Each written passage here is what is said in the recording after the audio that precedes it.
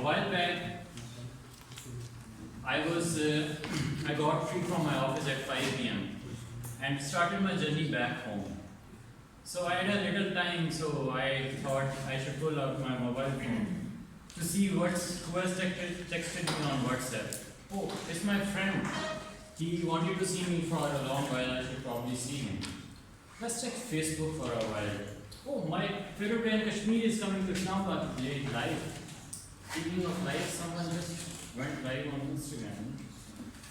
Oh, I remembered I ordered something from AliExpress. Let's check its status. Still in China. So meanwhile, I started seeing some productivity videos on YouTube. It should make me productive, right?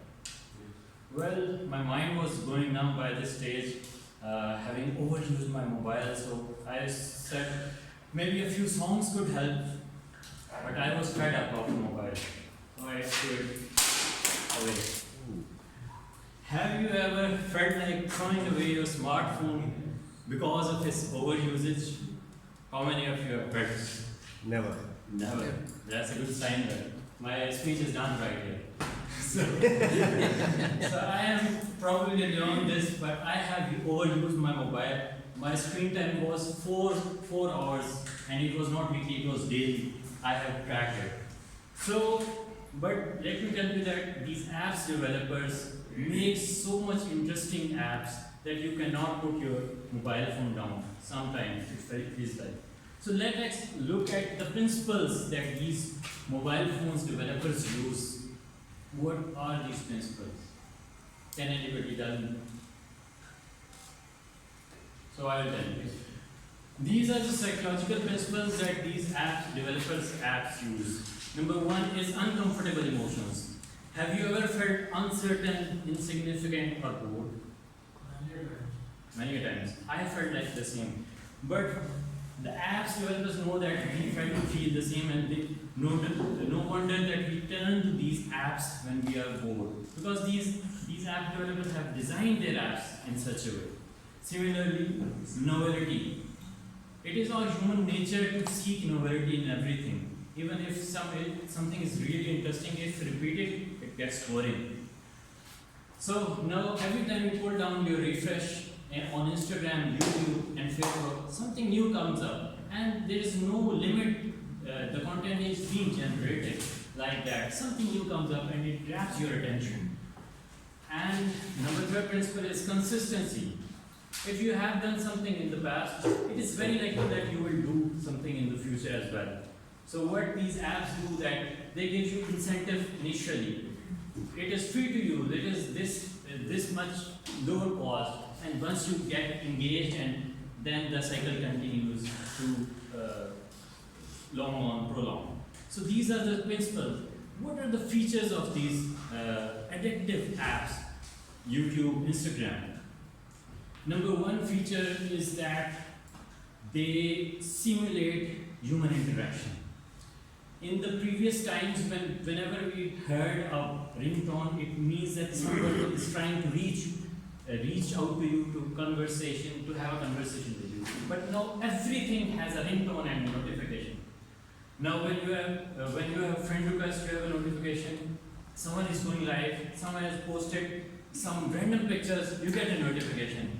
So these simulate human interaction. That's why you pick up your mobile phones again and again.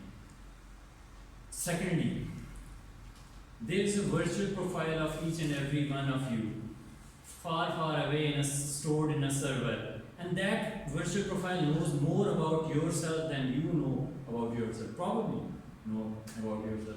They know their preferences in everything. Whenever you have watched a video or you have visited a website, it is being recorded, and whenever next time you visit that website, your suggestions will be catered to that virtual profile, so that you feel like the world is revolving around you.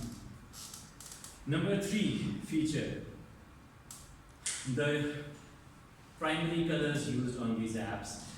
Whenever you see that YouTube icon, it catches your eye. Similarly, all the notification icons are primary red colors, catches our eye naturally. So these apps developers are really clever, but they're not clever than the human mind. So let me suggest some strategies to have the control back to us and save our time, so to speak. So number one strategy is make a off-screen time. Commitment to your off-screen. Whenever you go back home, 2 hours before bedtime, you should turn off all your fancy gadgets. I know you have all the latest mobile, but turn off those cell phones and gadgets before bedtime so that you have a peaceful time with your family and with your sleep. Similarly, turn off all notifications on your cell phone. I know it is drastic in the case because you are all the prime ministers of your own world, but you have to turn off notification. If someone would like to contact with you, they will call you. Turn off notifications.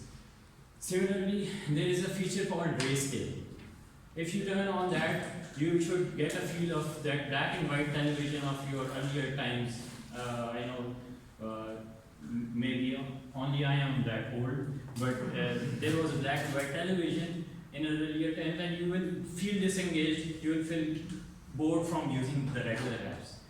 So these are my strategies because disengaging from your mobile phones, and this must be your priority so that you use the technology and does not let technology use you. Over to you.